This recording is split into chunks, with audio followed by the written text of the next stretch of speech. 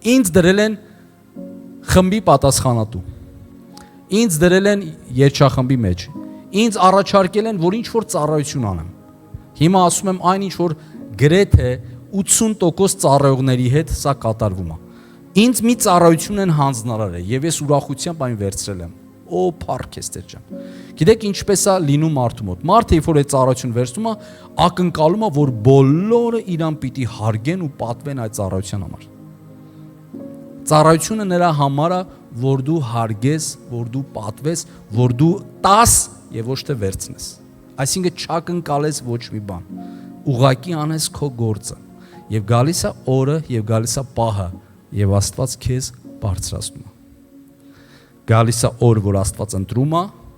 եւ գալիս է օր, որ Աստված բարձրացնում է։ Նրանք, ովքեր շտապում են բարձրանալ, հիասթափում են, ընկճում են եւ նեղվում են։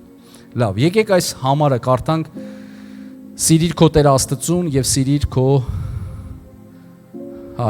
Սիրիր քո Տեր Աստծուն բոլոր սրտից, բոլոր անձից, բոլոր մտքից, բոլոր զորությունովդ։ Սա է առաջի պատվիրանը եւ երկրորդը սրա նման։ Սիրիր քո ընկերը քո անձի պես։ Սրանից ավելի մեծ ուրիշ պատվիրան չկա։ Սիրելի երիտասարդներ, այս երկու պատվիրանն է, որ Աստված տվել է մեզ մարդկությանը, այս երկու ընդհանուր պատվիրանն է՝ սիրել Աստծուն եւ սիրել ընկերոջը։ Եվ հետարքիր է, որ Աստված բացատրում է ինչպես սիրել Աստծուն, ամբողջ սրտից, ամբողջ անձից, բոլոր մտքով, բոլոր զորությունով։ Եվ սա առաջի պատվիրանն է։ Չգիտեմ ձեր մոտ որոշները անում են թե չէ, որոշները կանեն, որոշները չէ, բայց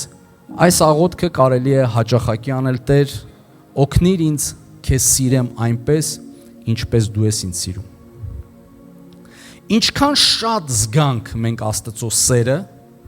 այնքան կկարողանանք ավելի շատ սիրել Աստծուն։ Կրկնում եմ, ինչքան մարդը շատ զգա Աստծո սերը, այնքան կկարողանա Աստծուն ավելի շատ սիրել, որովհետև սերը գալիս է Աստծուց եւ այն անդրադառնում է նորից Աստծուն, որտեվ ակունքը Աստված է։ Ինչպես է դա լինում, սիրելիներ։ Երբ որ մարդը մեղք է գործում,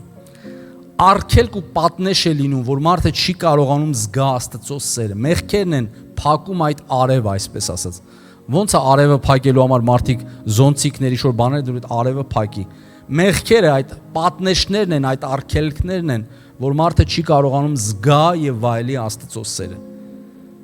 Երբ որ մարդը հեռացնում է դրանք, ինչքան շատ է կարողանում զգա Աստծո սերը, այնքան շատ է կարողանում վերցնի Աստծո սերը։ Եվ երկրորդը, ինչպես Աստծո սիրելու հետ կապված է Աստված բացատրում, գիտեք ինչ է շարունակություն ասում. Սիրիր քո ընկերոջը քո անձի պես։ Ուզում եմ ձեզ մի բան ասեմ. մենք կսիրենք մեր կողքինին, մեր ընկերոջը այնքան, ինչքան որ սիրում ենք ինքներս մեզ։ Նորից եմ կրկնում, մարդը ի վիճակի է սիրելու մարդկանց այնպես եւ այնքան, ինչքան որ կարողանում է սիրի ինքը իրեն։ Համաձայն եք թե չէ։ Ինչքան ես կկարողանում եմ ինքս ինձ սիրել, այնքան էլ դրա արդյունքում կարողանում եմ մարդկանց սիրել։ Սա նշանակում է, եթե ես ինքս ինձ չեմ սիրում, ես մարդկանց էլ չեմ սիրում։ Կան մարդիկ, սիրելիներ, պարզ եմ ասում, կան մարդիկ,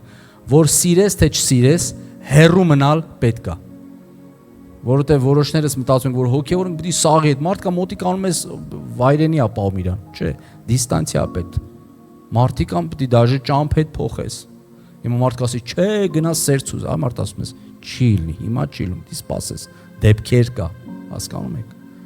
Չէ, պիտի, չէ, մարդիկան պիտի սպասել,